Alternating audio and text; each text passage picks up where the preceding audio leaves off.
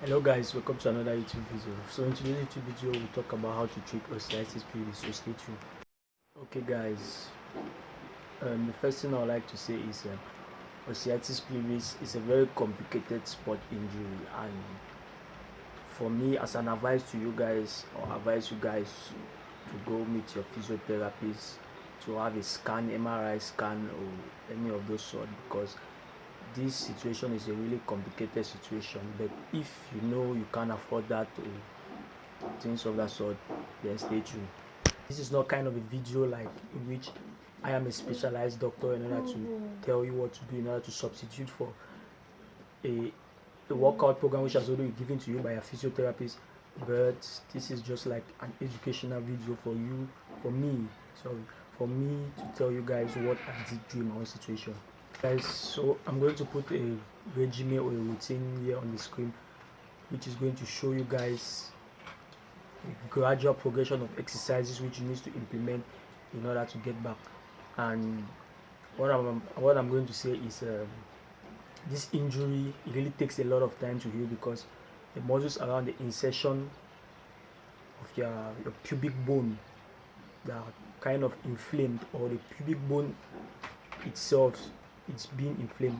That's why it's going to take a really long time. And for me, depending on how severe the injury is, it can take from 6 months to 2 years, in order to 2 years or more, for those who don't really treat it adequately. As for me, it took me 1 year 6 months in order to. Guys, let me get to explain the routine first. But the first progression in the routine is static holds. Okay, static holds, these are things like planks, in which you get to progress planks. You go from normal plank or a bridge. You hold that for, depending on how strong you are at that moment or how you feel your pain, you can hold that for up to 20 seconds and gradually progress up to 60. Then from bridges, you progress to planks in the same manner. From that, then you can then progress to side planks. But there's a problem with progressing to side planks, because some people, they find side planks very difficult, because it puts a lot of pressure on your groin, while others will be able to do double leg exercises but still find side planks very difficult. So at this moment, if you find side planks very difficult, don't do it.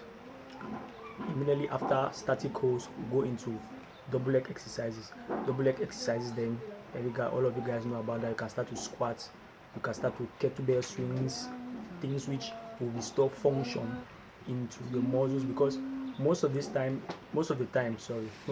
this injury is due to the glutes not being activated normally, and then it causes those adductor muscles to be overused, in which when they're being overused, they get weak.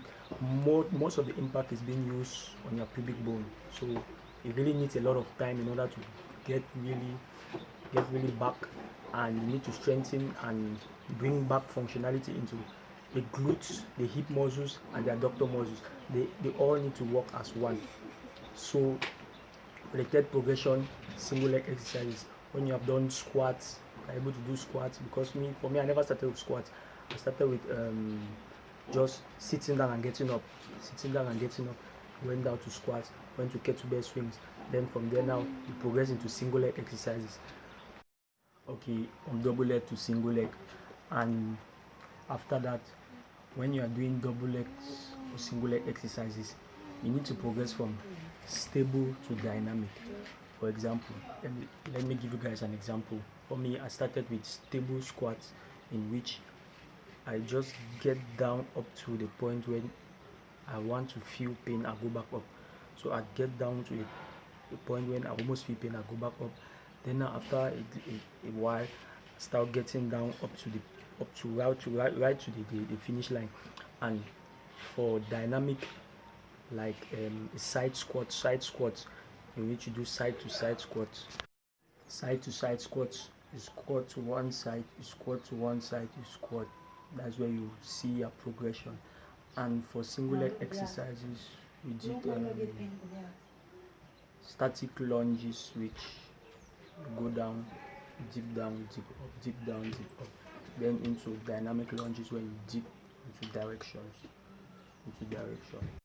Okay guys, assuming you guys are in the point which single leg stuffs isn't a problem for you, okay, you start now plyometric exercises. Plyometric exercise which puts more forces onto the groin, like side to side hops, side to side jumps, horizontal jumps, vertical jumps, yes, things of that sort. Then if you guys now are really able to do that pain free, you need to start returning to sports. Returning to sports, you need to start with a one walk program. The one walk program, you can get that online, but you can get more information about that on sportsinjuryphysio.com. That's where I kind of had my information.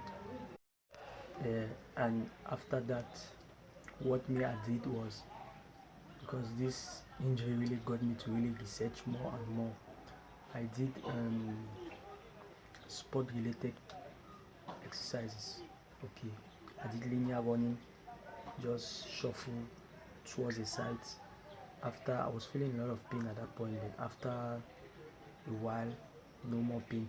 After I did change of directions, low change of directions, which I had to form a square, put cones in a square. I shuffle forward, shuffle sideways, shuffle forward, shuffle sideways around, in order to get more impact into the injury area, in order for it to get more better. After a while of doing that, I did another linear change of direction, which you run forward, you break, you change direction, you come back. I did that.